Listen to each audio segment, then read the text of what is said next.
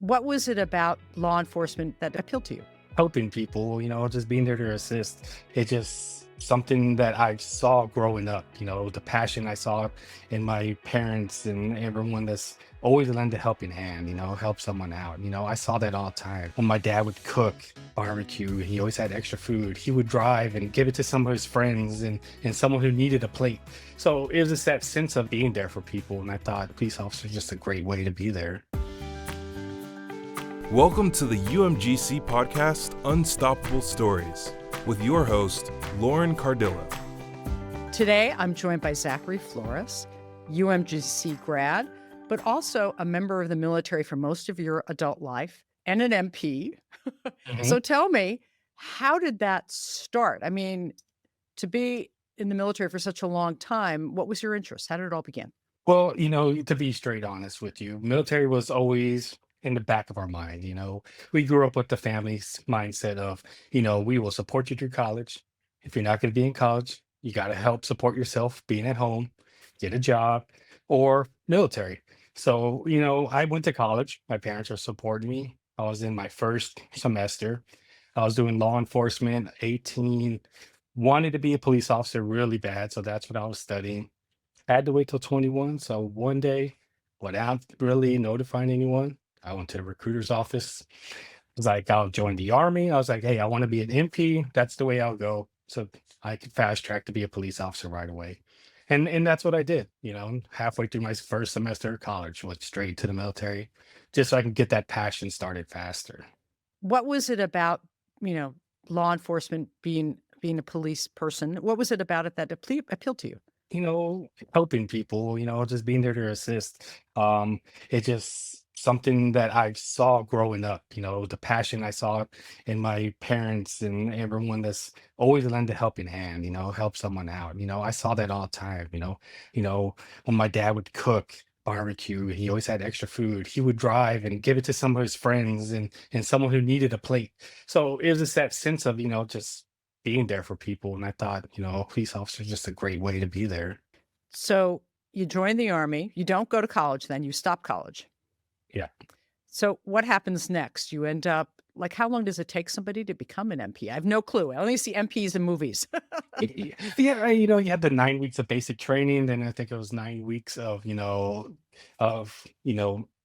military occupation specialty training, so MOS training, which was all together. So you graduate basic training, the next day you start the MP training school. Then, it's just like 9 weeks. And then you're shipped off to your first duty station to start becoming duties. But the real training becomes from who you are, assigned to, your leadership, your sergeants and everyone, you know, that's who continues to mentor you as a young soldier. So, you go in, it's nerve wracking, but you're taken care of because that's how our military is built. Sergeants train soldiers, so and then those soldiers end up sergeants and train the next ones. It's just a full rotation. Right. So what were the some of the places you were shipped off to? Yeah, so brand new soldier. I went to Korea right away, which was great. Had a wonderful time. Then I went back to stateside to Fort Sill, Oklahoma, which I had a great opportunity working with Criminal Investigation Division. So those were considered federal agents for the Army.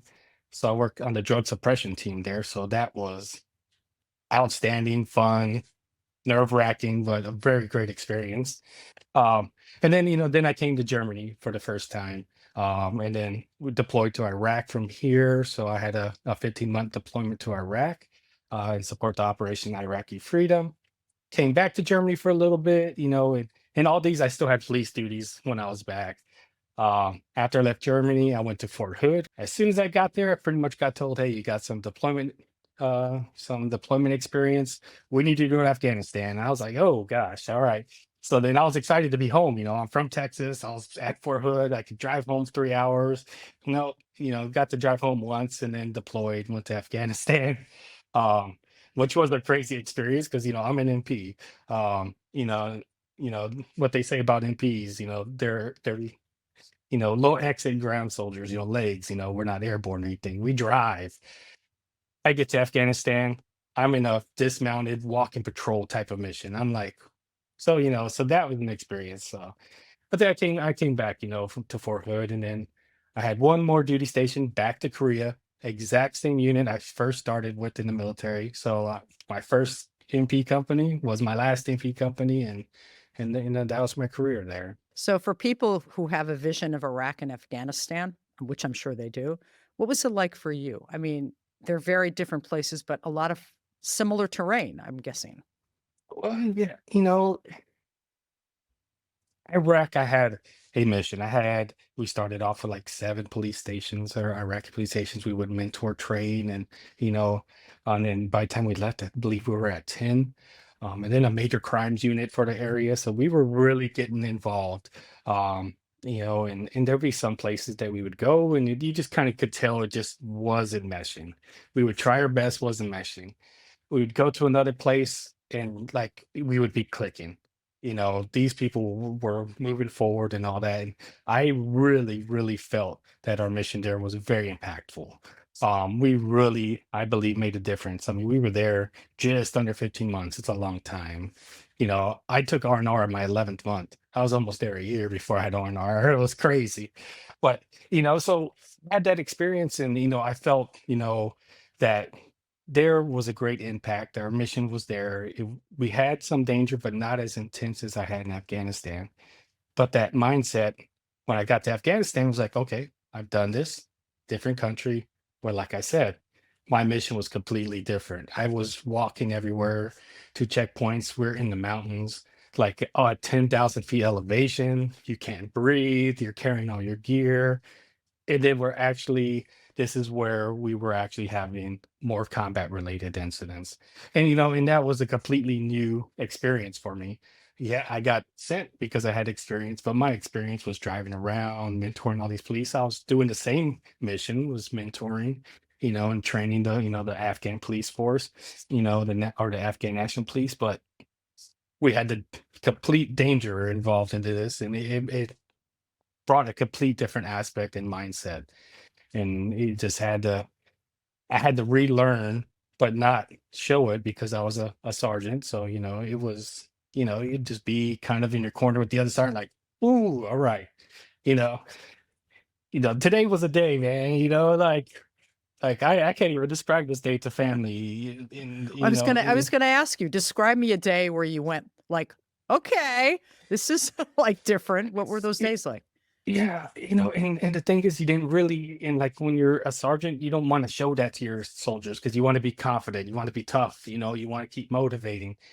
And I remember we were at a checkpoint, and the infantry went to a school that was supposed designated as school, but thought the Taliban were using it as, a little safe house. So they were pushing up, and I remember we are standing on, and these are mud buildings, so they had like wooden like tree ladders that you climb up the wall on the side of these, mud built walls and checkpoints. And we're looking over the edge. I was like, oh man, it just doesn't seem right. So all of a sudden, yeah, there was contact in the infantry. So we got down and we started pushing forward. And I remember we were starting to walk to a place we have never been. So the terrain was new and everything. And we were taking fire, and I remember, one of our good guys, he just laid it down for us, and like pretty much like set the tone for us. But then all of a sudden we were like, okay, it was coming from our 12 o'clock, but now it's coming from our 11 or 10 o'clock. What we didn't realize was they had like almost like waist deep or chest deep, like trenches built where they were being able to move without us seeing us Like because we running never seen it. around. Yeah. Ah. So, and I remember we were like, so we're making our next movement, and there's a wall waist high, and I'm going to jump first, and it's like over my head high on the other side. And I'm like, whoa. And I jump down, I land, and I sit there, and at the same time, a mortar lands like on the side of the mountain. They're starting to shoot mortars at us. And it's a feeling that I know that other veterans have experienced because when I talk to the very few about, the experience, um, is a slight slow motion of like emotion. And it's like you're feeling it, you're seeing it, and like you're like processing a million things in just like 2 seconds. It's like, okay, I got to do this. I got to do this. I might die. Got to do this. Do this. Oh my God, this could hurt. It's just so many things. And then all of a sudden, it's just like you come back to reality, and then you just start reacting. And it's a feeling that is so hard to describe. But I feel like, another veteran hears this and like, wow, yeah, I know that experience. I mean, it was, these, you know, feelings of emotions that are just roller coastering everywhere. So it's like it sort of slows down, but then you're making all the decisions really quickly. Yes, and in those decisions, it's crazy how they come just naturally. Mhm. Sometimes I didn't have time to think, am I making the wrong decision or the right decision? I was just doing the decisions that I was trained to do, and it was just unbelievable. Sometimes I'd go back and I'm like, wow, okay, play back, talk to the guys. We always did after action reviews. This, good, bad, blah, blah. And then I'll talk to my sergeants and be like, well, dude, you made that decision. That was unbelievable. He's like, I don't know, Sergeant. It just happened and we just did it and it worked. I was like, it is pretty, at the end of the day, everyone was safe and, we could laugh about it. But, we knew waking up the next day, we had to learn from sometimes the mistakes we made. How did that particular day end? You said the mortar went over Yeah. your head, and then what? Yeah. Yeah. So yeah, we ended up, we fought for like a good like 30 to 35 minutes, which is like an eternity. Um, and like in we ended up going up. The infantry pushed back. We were able to, get, buffer. We had no casualties on our end.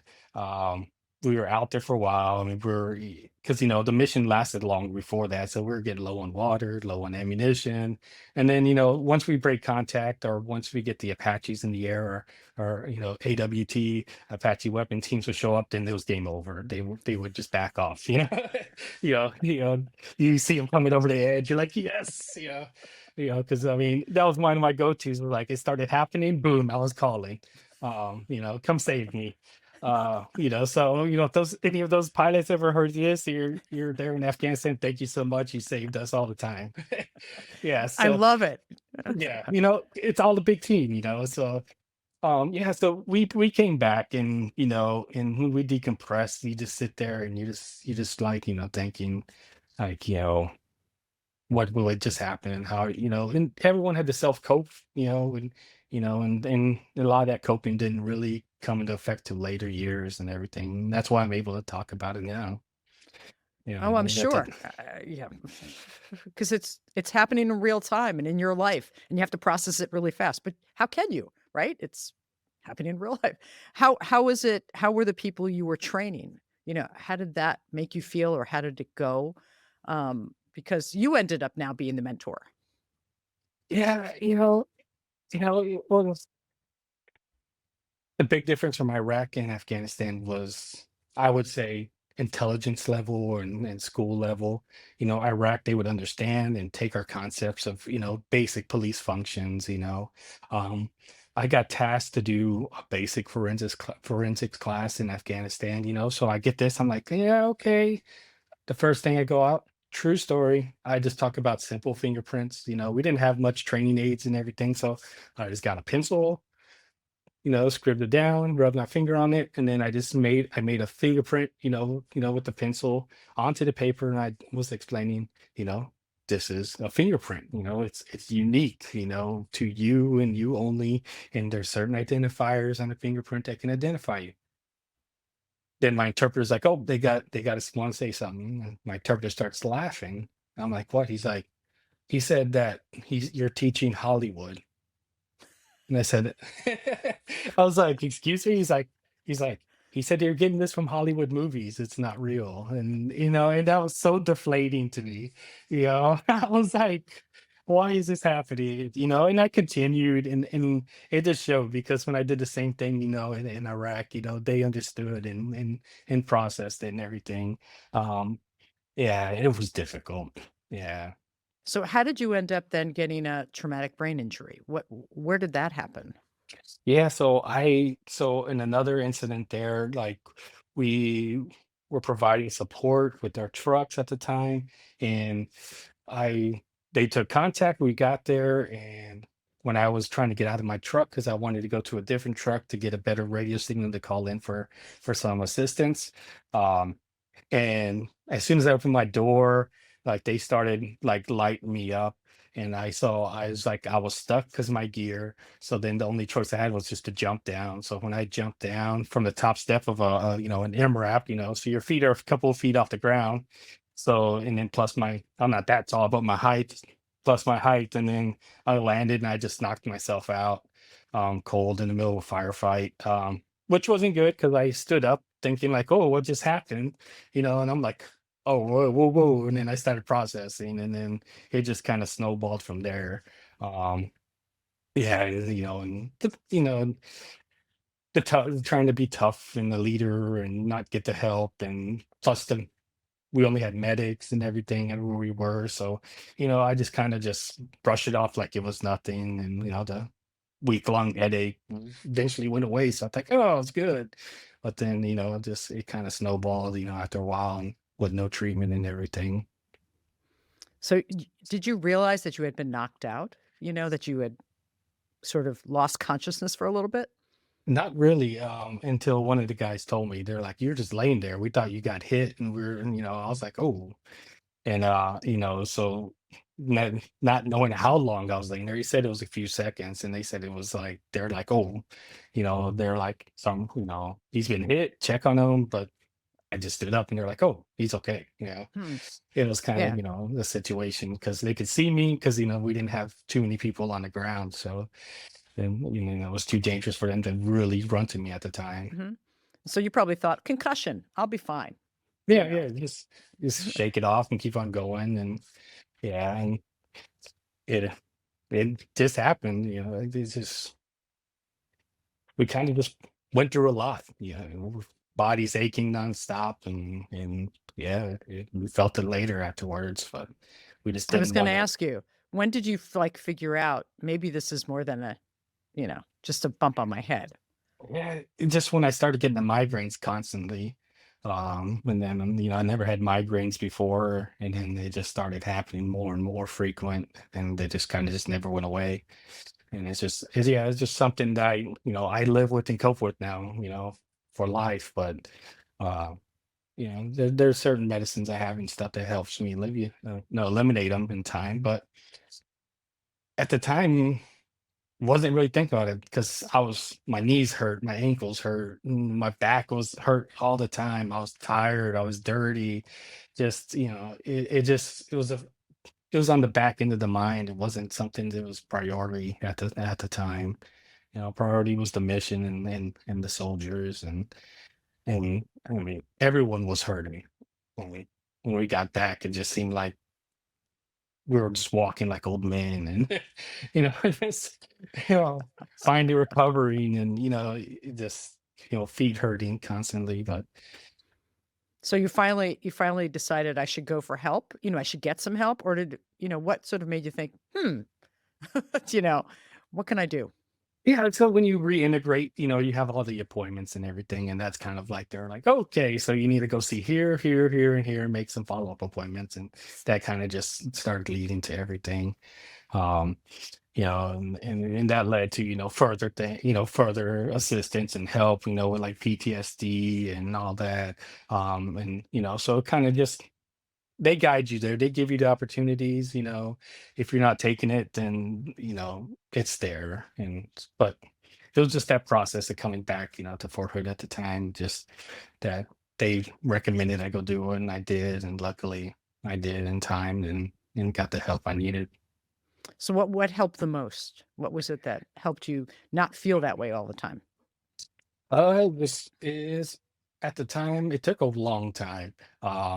And then eventually I got put into like a group of other veterans and PTSD vets, where we started speaking. We would have a group therapy, and we had rules where we just talk about our experiences, how we felt, and we would never talk down to anyone. We would only talk about positive and how we would help and cope. And yeah, and that really set set me apart from what I was just trying to cope with on my own. Being able to share it out there openly, um, in a safe space with other veterans, was outstanding. And that really opened me up. And then it just was able to, build that years down the road to where I can be open up like I am now, which I find very important because, a lot of vets will keep it in and not speak up, and I felt that at the very beginning. I was irritable, I was cranky, angry, all that because I was just keeping it in, and but being able to have an expression, and being able to cope in certain ways because everyone's different, but sometimes vets just need to speak and need to have someone listen. Just an open ear is the biggest, it can make a difference in someone's life decisions. As we know, there's a problem with veterans and stuff, and PSTSD and everything in the country. Today, any symptoms still there? Like you said, occasionally, or is it pretty much you feel with different counseling and help that it's worked out? Yeah, I mean, it's there every day. It's just I'm able to cope with it. There's thoughts about certain situations that are always crossing. And I just I'm able to control it now, and like I said, the coping mechanisms I have is just great.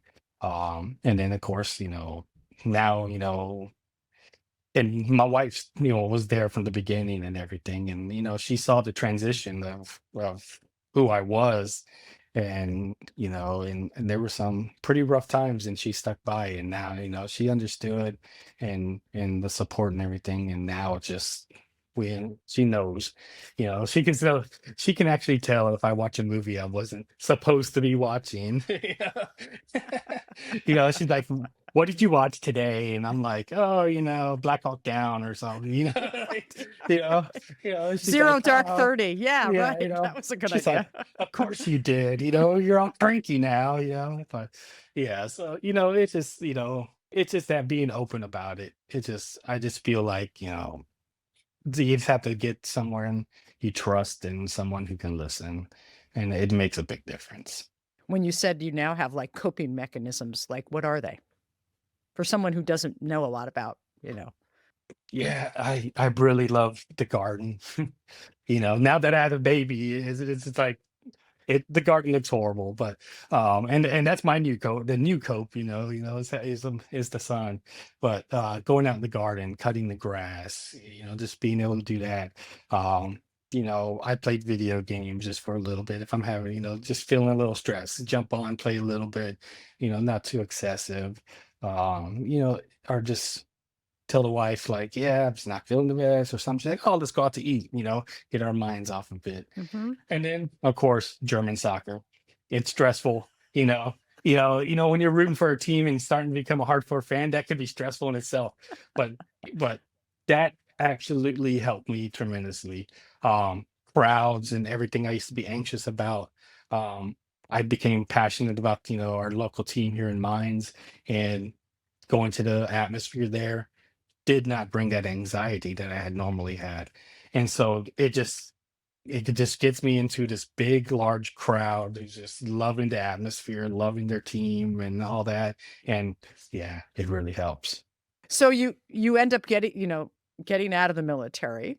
At that point, were you studying college stuff, or did that come after? That came after. Um, I was one of the ones that in the military didn't use my tuition assistance or, your funds like I should have.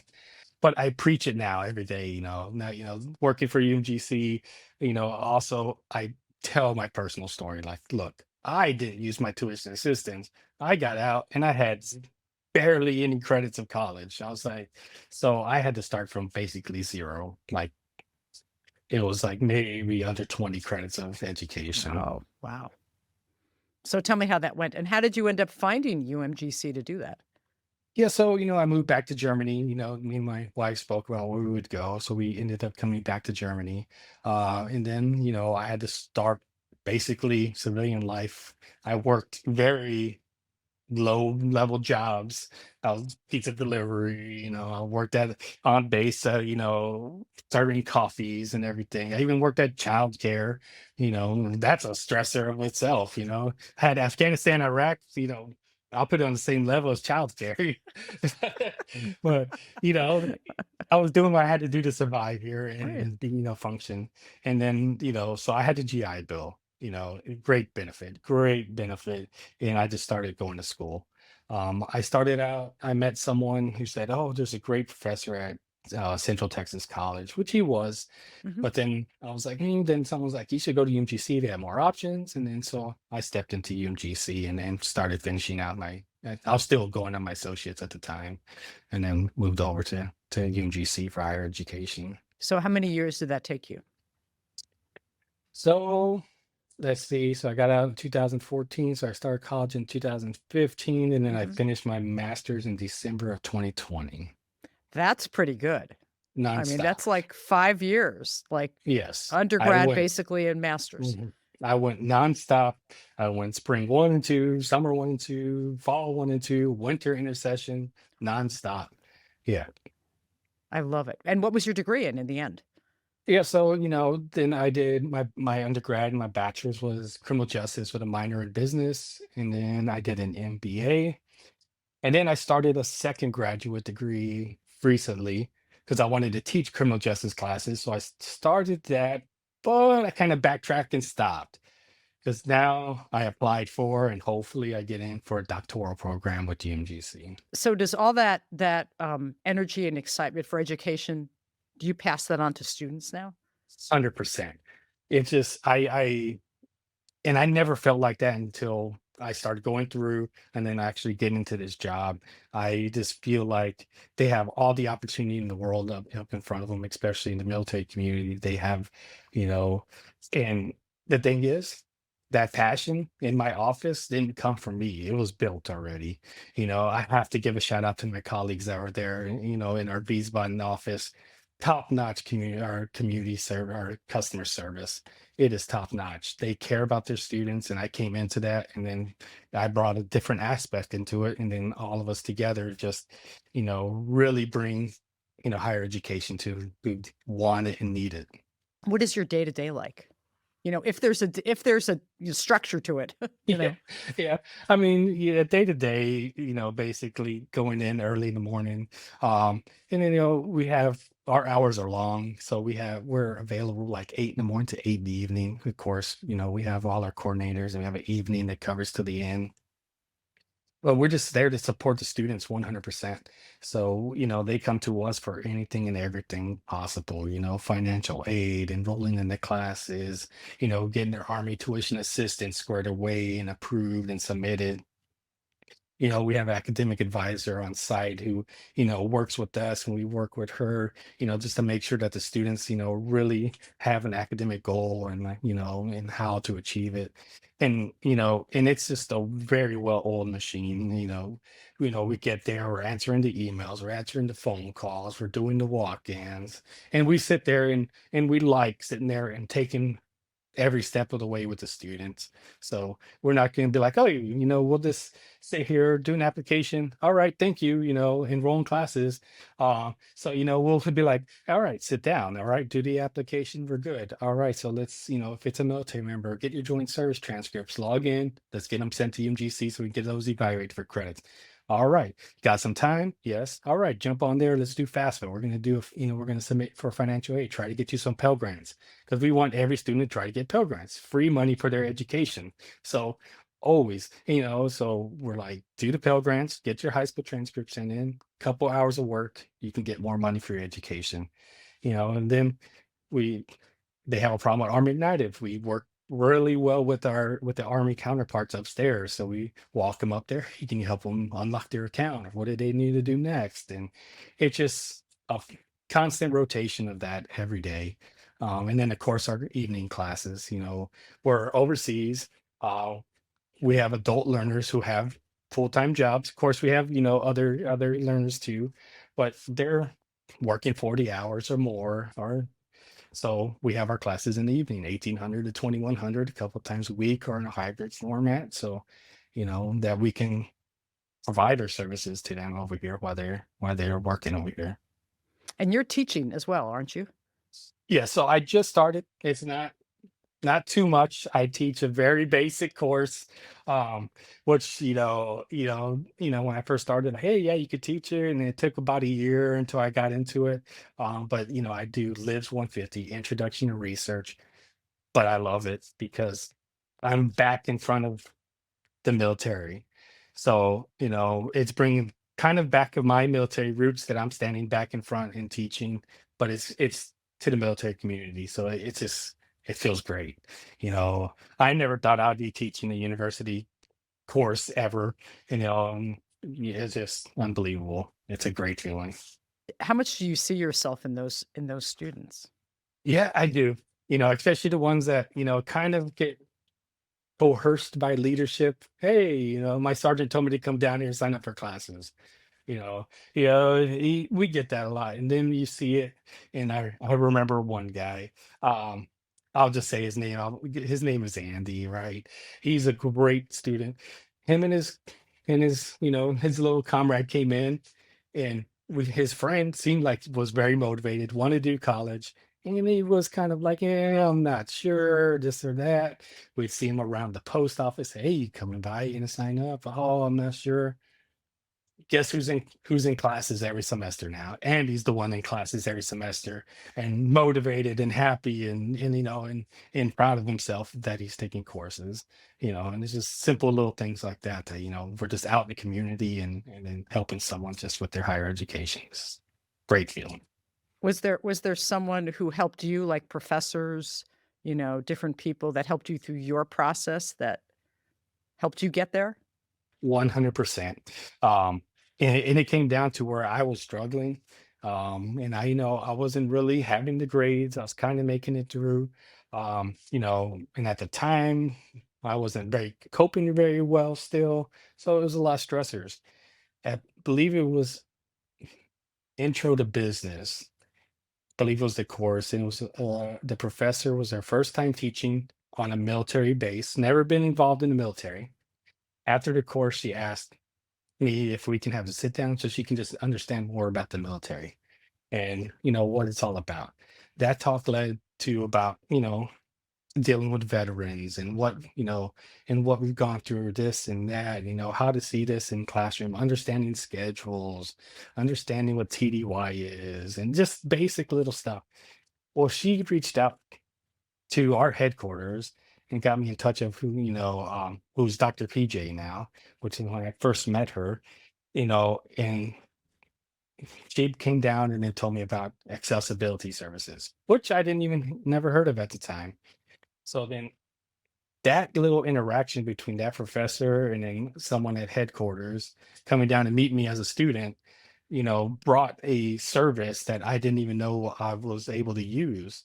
So then I immediately, of course, got accessibility services to help me with my studying, especially like I said, I have migraines. Sometimes you just don't want to read or write. So, I was getting some extensions. It was working out. I was becoming more successful. I was raising my GPA over to 3.0, which let me go into the master's program. But that led to being invited to headquarters, to speaking to faculty, letting them know signs and symptoms of what to see in students who are veterans that are suffering from PTSD, how to communicate with them, how to, maybe reach out to them without stressing them and all that. And I brought one of my best friends too. I was like, hey, you want to talk with me with this? You're going through the same thing. And he did it too. So we did it together. And it was just very impactful. And it all came down just to a professor that cared and just wanted to know more. And then it came down to a faculty or to a staff member who's, had that same passion, and then it just built on from there. It's like they're life changers, but it's just one person, right? And Yeah. And that's how it is in the office. Some of my colleagues they're working with us, but never been in the military.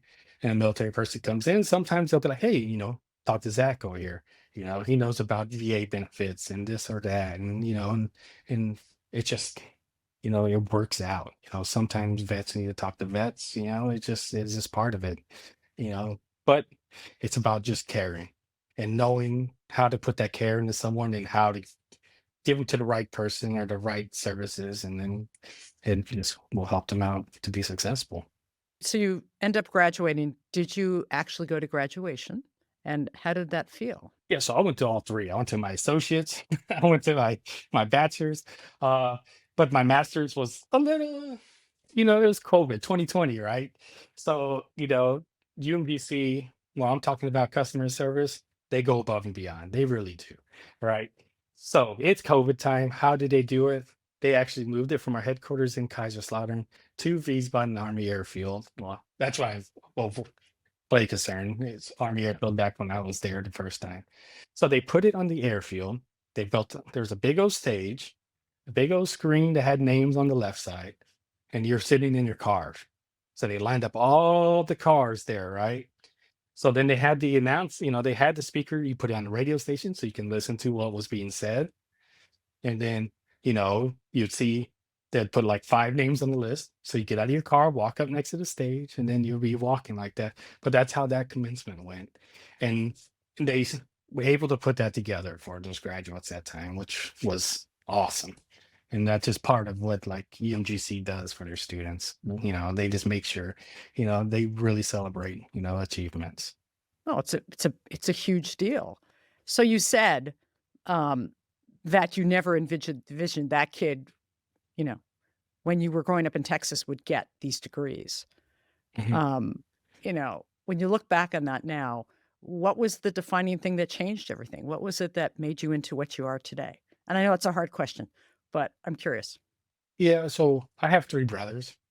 Love them all equally in their own ways. But honestly, honestly, I would have to say my brother Adam. He really set the standard, I think. Just seeing his like the way he worked and what he did and you know but, there's a big age gap between us. I was the baby, so, just seeing them, higher in life and everything. And then seeing him how he went to school, going to night school as well and all that. So, when I went through these stages and I was like, I can really do this, and, at the time I was like, I need to get a better job. But then it started becoming more of a personal goal.